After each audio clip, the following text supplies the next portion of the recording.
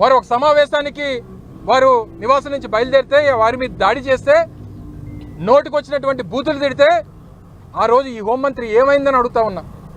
ఎందుకు ఆ రోజు మహిళా లోకం మీద జరిగినటువంటి దాడి అని ఎందుకు మాట్లాడలేదని అడుగుతా ఉన్నా.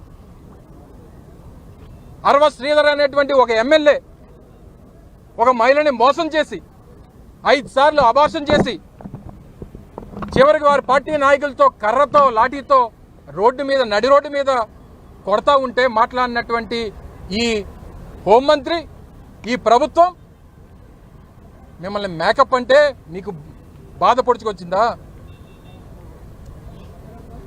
ఈరోజు లాకప్ డెత్ గురించి, తప్పిపోయినటువంటి పిల్లల గురించి ఈరోజు డిప్యూటీ సీఎంగా ఉన్నటువంటి పవన్ కళ్యాణ్ గారు మొన్న మాట్లాడుతూ ఉన్నారు. హోంమంత్రి కూడా మీరు విమర్శిస్తారా అని.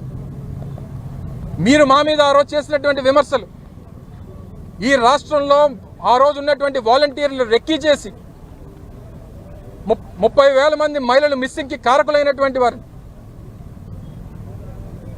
వారిని అధికారంలోకి వచ్చిన తర్వాత తిరిగి తీసుకొస్తామని చెప్పి మాటిచ్చారే. అధికారంలోకి వచ్చి 24 మాసాలు సగం మీ పరిపాలన ముగిసిపోతా ఉందే. ఈ 30,000 మందిలో ఎంతమందిని తిరిగి తీసుకొచ్చారని అడుగుతా ఉన్నా. నిన్న డిప్యూటీ స్పీకర్ మాట్లాడతారు, నేను ఏదైనా కంప్లైంట్ ఇస్తే పవన్ కళ్యాణ్ గారు హోంమంత్రి అయిన తర్వాత ఇస్తాను అంటే ఏంటి అర్థం?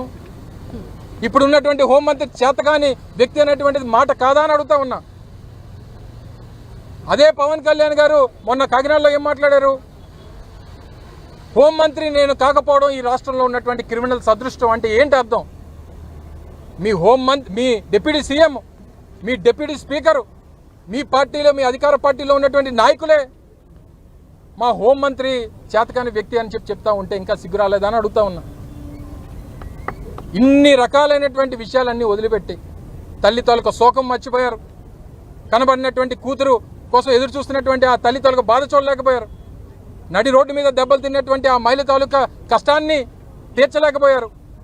ఒక బాధ్యతాయుతమైనటువంటి పదవిలో ఉన్నటువంటి ఒక జిల్లా పరిషత్ చైర్మన్ నడి రోడ్డు మీద కారు మీద దాడి చేస్తే స్పందించలేనటువంటి ఒక హోంమంత్రి రాష్ట్రంలో ఉంటే ఎంత, ఊడిపోతే ఎంత అనేటువంటి విషయాన్ని ఈ సందర్భంగా అడుగుతా ఉన్నా.